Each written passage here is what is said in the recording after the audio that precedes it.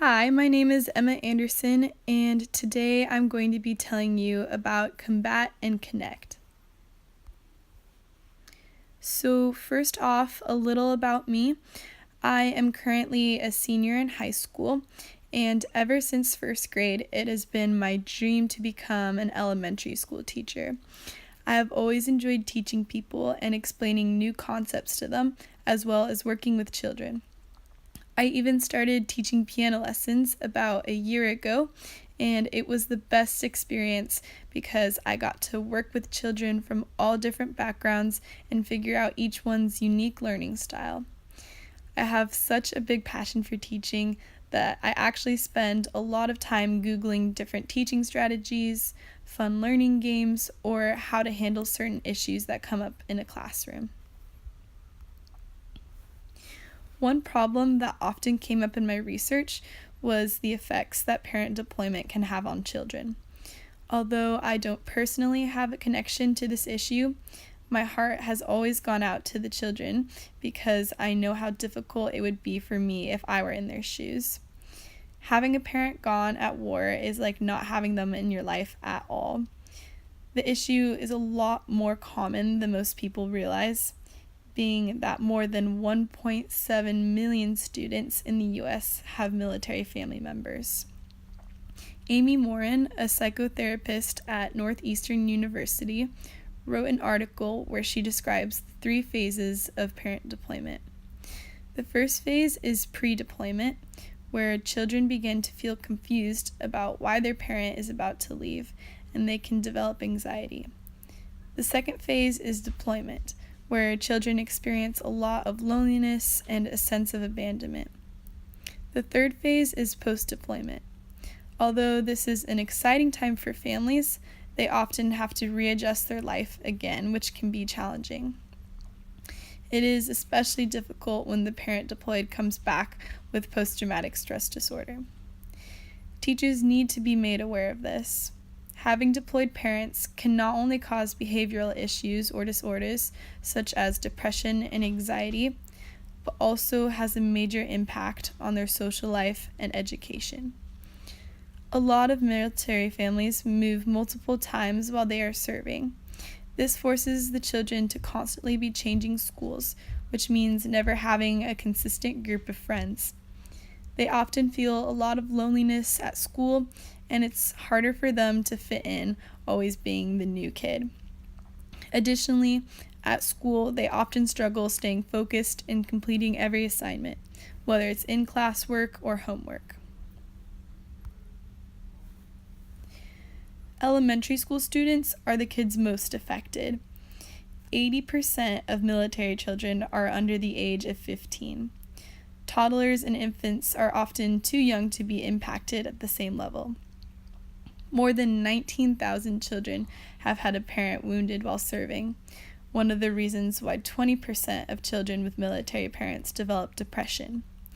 And according to Sogamanian and Cooper, 2 members of the National Center for Child in Poverty, every 1 in 5 military children struggle with academics.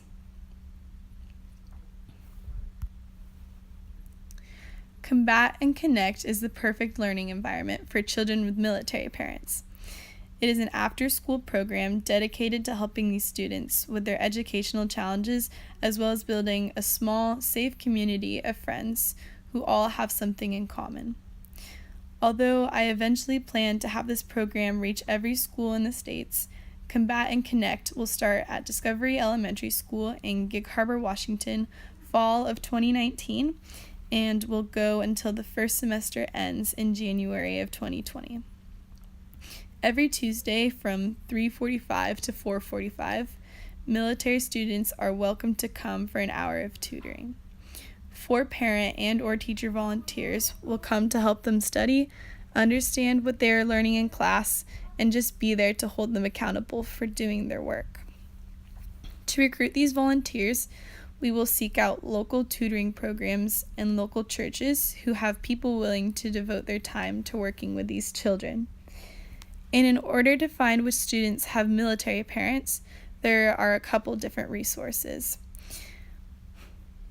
We can talk to school counselors since they often have the background and parent information of those attending the elementary schools.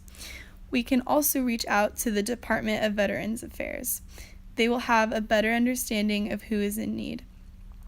Once we have a good amount of children interested in the program, we will do a thorough pre-screening to figure out who truly needs the program and who it would most impact. As the program grows, more children will be able to join.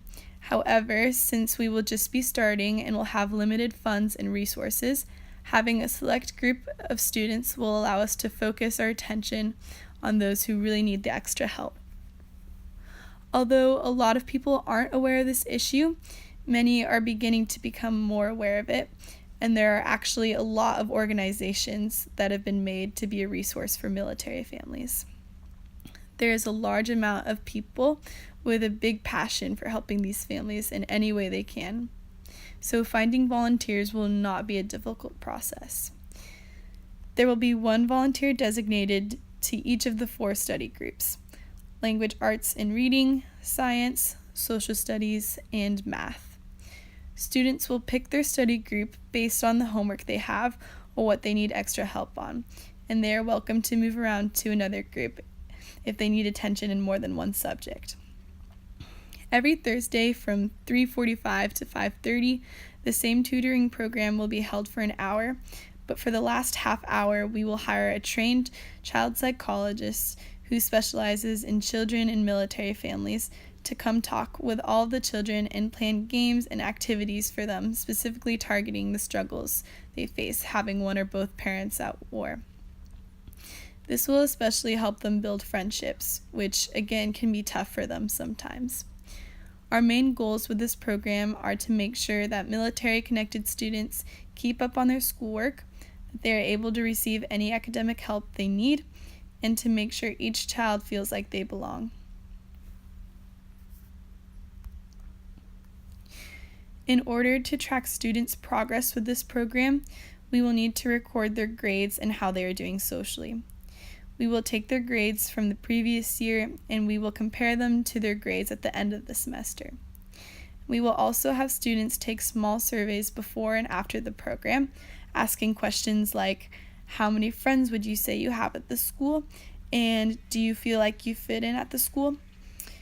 The purpose of this is to show parents and teachers how beneficial this program will be for students with military parents, improving their academic skills and providing a good community of friends. If I win the Spark Grant, the $1,500 will be the perfect amount of money to start off the program and run it for one semester of school.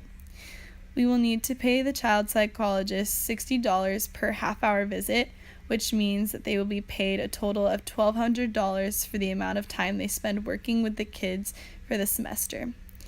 $150 will be spent on extra textbooks for the tutors and school supplies.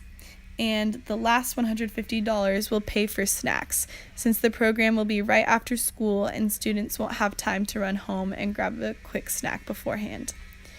After this program becomes more well known, my goal is to raise the funds to have it be year-round, reach other students in the district, and eventually reach schools throughout the states. Here are all of my references.